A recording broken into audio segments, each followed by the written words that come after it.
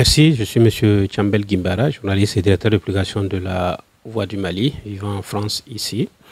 Donc, le ministère de l'administration territoriale et des collectivités locales vient de publier ce matin les résultats officiels, provisoires du second tour de la présidentielle au Mali, second tour qui s'est déroulé le 12 août 2018 et qui opposait le président de la République sortant, El Hadj Ibrahim Boubacar Keïta, candidat de l'Ensemble pour le Mali, et au chef de file de l'opposition, Soumaïla Cissé, soutenu par une coalition de partis et d'associations. Le résultat donné par ce second tour est que le président de la République sortant arrive en tête avec 67,17% des suffrages exprimés. Il est suivi par Soumaïla Cissé qui enregistre 32,83% avec un taux de participation de 34%. C'est là où le bas blesse effectivement. Mobiliser les électeurs maliens pour aller voter, s'acquitter de leur devoir citoyen. Féliciter le gouvernement de l'organisation de ce scrutin qui n'était pas gagné d'avance parce que la situation sécuritaire, l'hivernage et beaucoup de conditions rendaient difficile cette organisation. Chapeau. Bravo au gouvernement d'avoir réussi l'organisation de ce scrutin en 2 tours. Et bravo et félicitations à l'opposition également d'avoir participé au processus jusqu'au bout. Ce qui n'est pas donné dans un pays où on appelle au boycott, on appelle à la révolte, où on appelle également à ne pas jouer, à ne pas faire preuve de responsabilité. Et il faut rappeler que c'était 24 candidats au début, pour le premier tour. Et que pour ce premier tour-là, 24 candidats pour 8 millions d'électeurs, c'est énorme. C'est énorme. Nous sommes dans une situation où il va falloir réfléchir en amont pour limiter les candidatures. 24 candidats, malgré des conditions draconiennes, 23 millions pour des signatures également, jusqu'à 5 élus par région qu'il fallait remplir avant de postuler, déposer tout cela devant la Cour constitutionnelle. Il faut trouver d'autres moyens pour limiter des candidatures du genre dans nos pays. Ensuite, pour ce second tour, on voit que le taux de participation a chuté. Il est passé de 49% au premier tour à 34%. Ça, c'est regrettable, je le rappelais tantôt, par rapport à la mobilisation et à la responsabilité de l'ensemble de la classe politique.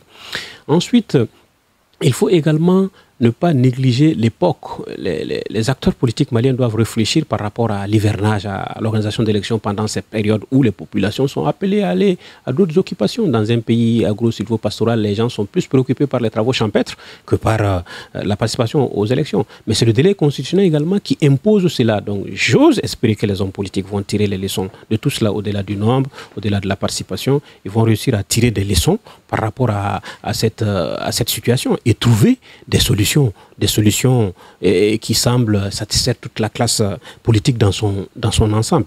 Je constate également, par rapport à ces processus qui planaient, certains doutes sécuritaires. Et là, le gouvernement, avec les partenaires comme la MINUSMA, comme Barkhane, a sorti les gros moyens pour sécuriser. On déplore cependant la mort d'un président de bureau de vote à Tombouctou. Paix à son âme, c'est un héros. Il est mort en défendant la République, en défendant des valeurs. Il faut lui reconnaître ce rang et le relever à ce rang de héros national. Je crois que ce sont les quelques enseignements qu'il faut tirer de ce scrutin et nous n'en sommes encore pas à la fin du processus parce que le résultat donné aujourd'hui par le ministère de l'administration territoriale et des collectivités locales est un résultat provisoire officiel. Il va falloir qu'il passe par le tamis de la Cour constitutionnelle qui donne le verdict final comme ce fut le cas lors du premier tour. Et s'il y a un recours à faire, s'il y a une contestation à faire, cette contestation, comme la candidature de l'ensemble des 24 postulants, y compris les 2 finalistes, a été déposée devant la Cour constitutionnelle, tout recours devrait être déposé devant cette Cour. Nous devons éviter au Mali la rue, l'appel à la révolte, l'appel à la désobéissance, l'appel à la guerre, de trancher. Le Mali vit une situation particulière où les fils du pays doivent être unis, solidaires pour le développement du Mali. Le seul combat qui vaille au Mali, c'est celui contre le terrorisme. Le seul combat qui vaille aujourd'hui pour le Mali, c'est celui contre le développement, contre la pauvreté et c'est celui contre le népotisme et contre le clientélisme, contre la corruption. C'est le combat que le peuple malien devrait mener pour sortir de cette situation. Aidés par la communauté internationale, aujourd'hui nous avons l'estime, l'accompagnement de cette communauté internationale. Nous devons espérer que nous n'aurons pas pour toujours. Il faut savoir, raison garder, appliquer ces accords-là, se battre ensemble pour le développement, sortir le pays de cette situation. Les urnes ont parlé, les électeurs ont parlé, et j'ose espérer que cela se confirmera. Et nous devons respecter également le choix des électeurs. Ne pas jeter du discrédit sur son pays, ne pas appeler à une révolte qui ne se justifie pas, ne pas appeler à une contestation qui n'a pas lieu d'être, parce qu'on a tous été acteurs. La Commission électorale nationale indépendante, la CENI, la DGSE, le ministère, les observateurs qui sont venus, personne ne donne un signal contraire. Aucune structure ne donne un signal contraire, si ce n'est l'opposition en certains endroits et à certains moments du processus. J'ose espérer qu'ils auront raison garder et revenir à des meilleurs sentiments, préserver l'unité, la cohésion, la tranquillité, la paix civile de ce peuple-là, car il le mérite. Monsieur Tchambal, vous savez que partout en Afrique, pas partout, mais dans beaucoup de pays en Afrique, à chaque élection, il y a contestation des résultats. On se souvient du cas extrême de la Côte d'Ivoire qu'on souhaite pour notre pays. Est-ce que vous ne pensez pas que, en tout cas, que tout ceci, cette réalité, c'est du fait de la faiblesse de nos institutions au niveau de l'Afrique? Parce qu'aujourd'hui, si la justice, si tout le monde avait fait confiance à la justice, si les magistrats, tout le monde faisait leur travail, est-ce que vous pensez que quand on annonce un résultat, l'opposition ou des personnes peuvent contester, à part, en tout cas par la voie légale, par exemple, parce qu'on a vu Soumaïla Cissé avant même les résultats, dire qu'il n'allait pas reconnaître les résultats. Quels sont les rôles, en tout cas, quels doivent jouer nos institutions pour éviter ça et là en Afrique ce cas de figure? Moi, je crois que la contestation en Afrique des résultats par les oppositions est une donnée constante. Mais ce qui peut être fait, entrepris, dans ce cadre-là, pour limiter cette contestation, c'est l'inclusion. C'est une inclusivité de leur participation au processus. Et je pense que ça a été le cas au Mali. L'opposition a d'abord demandé l'audit du fichier qui a été fait par la francophonie, qui a audité ce fichier-là et il l'a arrêté à 8 millions d'électeurs. Et c'est reconnu par tout le monde.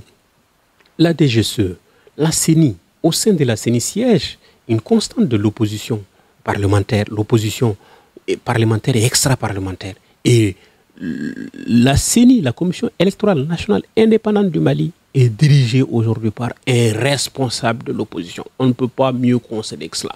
L'opposition a demandé à nommer ses assesseurs, ça a été fait. L'opposition a demandé autant de garde-fous que l'État a cédé, a accepté dans le cadre du Mali, Mais cela n'a pas empêché l'opposition, malgré sa responsabilité, malgré son implication, malgré le rôle qu'il ait pu jouer, ces demandes en répétition qui ont été tous acceptées par le gouvernement. Le Premier ministre a d'ailleurs reçu une équipe de chefs de file de l'opposition pour les accorder, lever des doutes quand il s'agissait de la mise en ligne du fichier.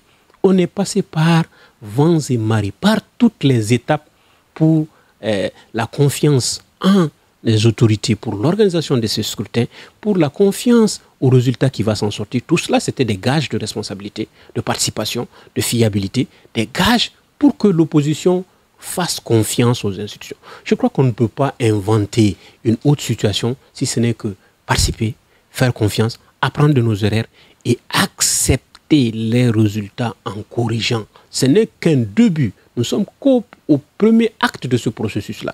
Les législatives attendent demain, les communales vont suivre demain. C'est en améliorant, c'est en participant. Ce n'est pas la politique de la chaise vide qui va nous amener à trouver une solution. C'est en faisant confiance à nos institutions. C'est en suivant toutes les voies de recours possibles pour contester avec preuve à l'appui, avec abnégation, avec courage, avec preuve à l'appui, avec consistance pour amener le peuple à corriger les tirs, pour amener les institutions, les organisateurs également à apprendre de leurs erreurs.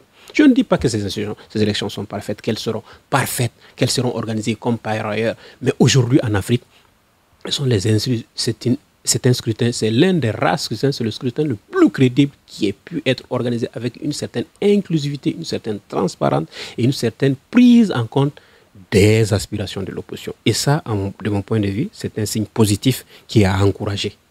L'opposition dénonce aussi, sur le cas du Mali, le bourrage des urnes. On a vu le ministre, le porte-parole ou le directeur de campagne de Soumaïla Cissé Et une vidéo aussi qui circule sur Internet où on voit des personnes, deux personnes voter plusieurs fois. Est-ce que vous pensez que cette vidéo est réelle ou qu'est-ce que doit faire la justice? Avec ce cas de figure, vous comprenez le doute de l'opposition aussi. Non, quelle que soit la situation, quel que soit le scrutin, et l'achat de conscience, le bourrage des urnes est puni par la loi, est à condamner, quelle que soit la situation, partout où on peut se trouver. Il faut condamner ces attitudes dans une élection digne de ce nom, crédible, transparente. C'est la seule solution pour ramener la confiance. Et en cela, la vidéo que je vois circuler aujourd'hui, depuis un certain temps, me semble en tout cas assez perplexe. Et il y a une enquête d'ailleurs qui a été ouverte par la justice par rapport à l'origine de cette vidéo-là pour situer les responsabilités. Donc, il faut laisser la justice faire son travail jusqu'au bout et maintenant condamner ces actes-là, qu'elles soient entreprises par l'opposition ou par la majorité, parce que ça n'aide pas à la clarté du débat, ça n'aide pas à l'évolution de la démocratie, ça n'aide pas à une situation que les Maliens fassent confiance à leurs institutions. Il faut le condamner d'office. Ensuite, également, éviter de jeter du discrédit pour un oui ou pour un non, et même faire des montages pour discréditer un processus. C'est aussi dangereux que laisser passer. Ça vaut la même peine, la même sanction. Autant un gouvernement qui organise des élections ferme les yeux sur une situation inconcevable, autant une opposition qui fait tout, qui invente tout pour pouvoir coller un discrédit à un scrutin. Je crois que aucune des deux parties n'a intérêt à cela. Pour se faire confiance, pour accepter des résultats par toutes les parties, il va y falloir édicter des règles. Et dans le cas du Mali, les règles édictées sont acceptées de tous. Et les résultats qui vont en sortir doivent également l'être de tous. Le candidat Soumaïla Cissé a aussi dénoncé l'attaque de sa boîte de communication, Smart Communication. En tant que Malien et journaliste bien averti, pouvez nous éclairer sur ce cas de figure aussi? La liberté d'expression est une donnée constante qui résulte de la lutte de 1991 au Mali. Et cette liberté d'expression, personne au Mali ne pourra la remettre en cause, ni la majorité, ni l'opposition. Soumaïla Cissé évoque là un cas d'une enquête qui fait office d'une enquête au Mali. Dans le cadre d'une enquête, Smart Media a été saisi, les outils ont été saisis, ils ont été convoqués par la justice, ils ont répondu à des questions, ils sont aujourd'hui libres. Et le dossier suit son cours. Il faut faire confiance encore une fois de plus à la justice, laisser le dossier suivre son cours et ne pas jeter du discrédit sur un processus. Mais il est clair et net qu'une violation des libertés d'opinion, des libertés de pensée sont condamnables parce que nous sommes en démocratie. Il y a également des voies de recours. Quand on pense qu'on a été abusé quelque part, il y a un abus de pouvoir quelque part, la justice est là pour trancher. Je crois qu'elle peut recevoir toute plainte en la matière. Si ce n'est pas le cas, nous devons apaiser le climat, travailler à rassembler, tenir un discours conciliateur.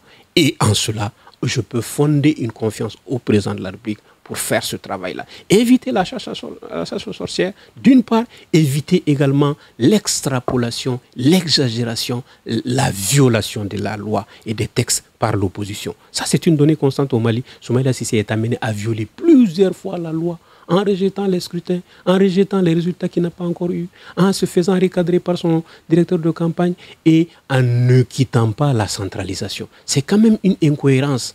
Il devrait s'en prendre qu'à lui-même et à ses choix, à son casting par rapport à cette situation.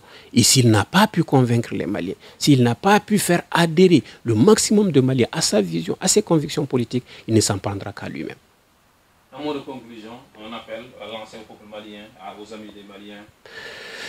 C'est un appel à la cohésion, à l'entente, à la calmie, un appel à relever le défi, le seul combat qui vaille aujourd'hui pour le Mali, je le disais, je le rappelle, jamais assez, c'est celui de la liberté, c'est celui de la démocratie, c'est celui contre le terrorisme, c'est celui contre la pauvreté. C'est que le peuple malien se retrouve uni, solidaire, ensemble pour faire face à ces défis-là.